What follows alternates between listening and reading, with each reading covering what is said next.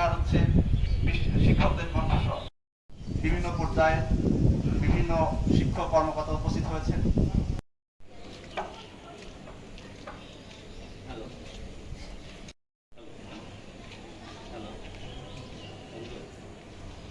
নৈতিকতার স্থানে রেখে তাদের সে একজন আদর্শিক মানুষ তৈরি করা হোক।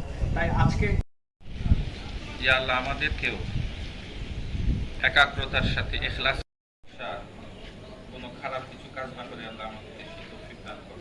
বিভিন্ন কারণে বিভিন্ন বঞ্চনা এবং অবহেলার কারণে আসলে বাংলাদেশের বাস্তবতা হলো এটাই যে শিক্ষকবৃন্দ সামাজিক যে সেতুবন্ধন যেরকমটা স্থাপিত হওয়ার কথা ছিল শিক্ষার সাথে সেইটা স্থাপিত হয়নি। এই ছাত্র আন্দোলনে যারা শহীদ হয়েছেন, যারা আন্দোলন করেছেন, তারা আমাদেরকে অনেক জিনিস চোখে আঙুল দিয়ে দেখিয়ে গেছেন। আমরা আসলে ওদের কাছ থেকেও শিখেছি এই সময়, যদিও আমাদের শিক্ষা দেওয়ার কথা। আর সামাজিকভাবে যে অবহেলার ব্যাপারটি এই বাংলাদেশের এমন একটি পথ পরিক্রমা পার করে আসছে, সেইখানে সবসময় এই শিক্ষকতা প্রফেশনটা অবহেলিত ছিল।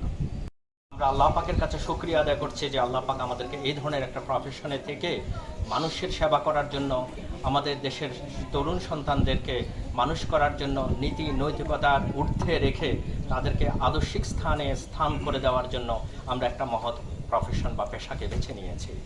সঙ্গত কারণে আমাদের বর্তমান বিশ্ব যেটি চলছে, সেই বিশ্বে আসলে শিক্ষকদের যে মূল্যায়ন সেটা অনেকটা মলিন হয়েছে, যার কারণেই ইউনেস্কো এই ধরনের মূল থিম তারা দিয়েছেন, যাতে আমাদের শিক্ষার ক্ষেত্রে যে সিদ্ধান্তগুলো, সেই সিদ্ধান্তগুলো যাতে শিক্ষকদেরকে সঙ্গে নিয়ে করা হয়।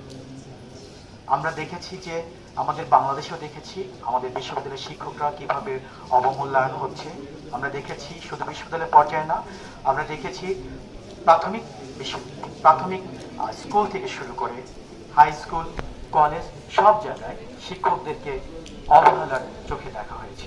এবং এটি শুধু বাংলাদেশে না, বোধ করি এটি পুরো বিশ্বে একই অবস্থা চলছে, যার কারণেই বিশ্ব শিক্ষক দিবসে এরকম একটি প্রতিপাদ্য নির্ধারণ করা হয়েছে।